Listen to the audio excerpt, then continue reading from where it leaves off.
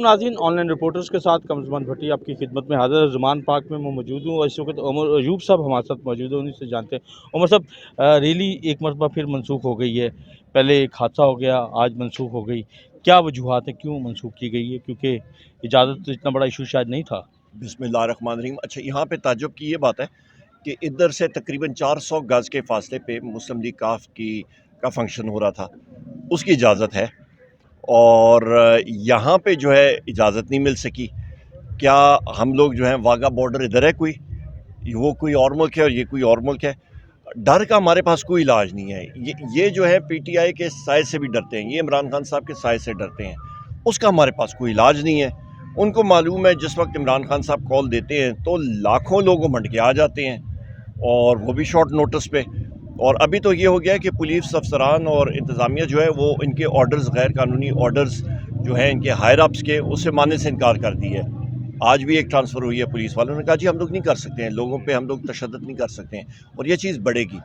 लोग पाकिस्तानी ज़िंदा दिलाने पाकिस्तान है, और एक हद तक आप पुश करेंगे अवाम के ऊपर। अपनी ही पुलिस फोर्स क्यों गोली चलाए, क्यों टीयर गैसिंग करे?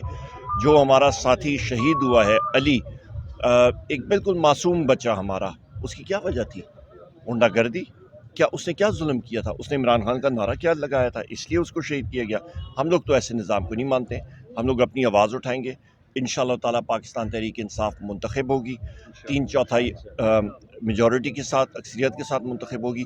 और ये अंग्रेज़ के वक्त के कानून जो हैं, जो हमारी हुकूमत टूटने की वजह से पूरा हम लोग अपना एजेंडा नहीं कर सके, ये हम लोग बदलाएंगे इंशाअल्लाह। अच्छा, ये वैसे आज आप अपोजिशन में कह रहे हैं कि ये, क्योंकि अपोजिशन में और अवाम लोगों का मुतालबा भी ये कि ये गद्दारी के मुकदमा, ये खत्म कवानीन होंगे, तब्दील हो जाएं, बिल्कुल लेकिन होंगे। हुकूमत में आगे फिर आप उन्हीं का निशाना बनाते हैं। 144 भी नहीं, ना। हमारी हुकूमत पूरा टाइम उसने किया नहीं, और हमारे लॉ मिनिस्टर हमारी पार्टी के नहीं थे। बुनियादी तौर पे ये हमारी एक गलती जो थी, हमारी गलती थी। हमारे लॉ मिनिस्टर हमारे अपने पार्टी के नहीं थे। इंसान सीखता है अपनी गलतियों से। हम लोग इकरार करते हैं जहाँ पे यह गलती की हो, आगे गलती नहीं होगी, और हम लोग इंशाअल्लाह ताला ये चीज़ बदलेंगे।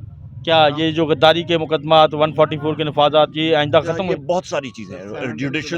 जुडिशल उसमें रिफॉर्म्स में मेरे ऊपर 2 FIRs हुई हैं कि जी आपने ये मार मुझे पड़ी, पुलिस की लाठी चार्ज, 42 लाठियाँ खाई 25 मई को, और उल्टा पुलिस कहती है जी कि ये हमारे खिलाफ मतलब लेके मुसल्लह फ़ौज लेके आ रहा था। और जज ने पूछा, और फिर अलमिया ये है कि 2 मुख्तलिफ जगह 15 किलोमीटर दूर टाइम उन्होंने एक जगह पे लगाया हुआ था। मेरे पर भी होते ना, तो वो एक टाइम पे मैं 2 जगह पे मौजूद नहीं हो सकता था।